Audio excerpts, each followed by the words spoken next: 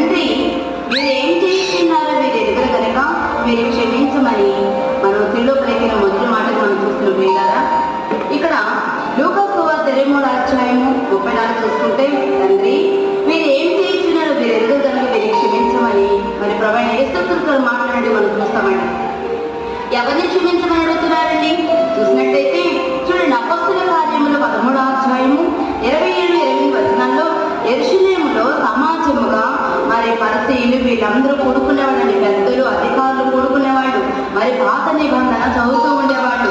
పాత నిబంధనలో యేసుక్రీస్తు వారు వస్తున్నట్టు వ్రాయబడింది. కానీ వాళ్ళు చదువుతున్నా గ్రహించలేదు. ఎందుకు గ్రహించలేదండి? చూసినట్లయితే కొరింథీయులకు రాసిన మొదటి పత్రిక 2వ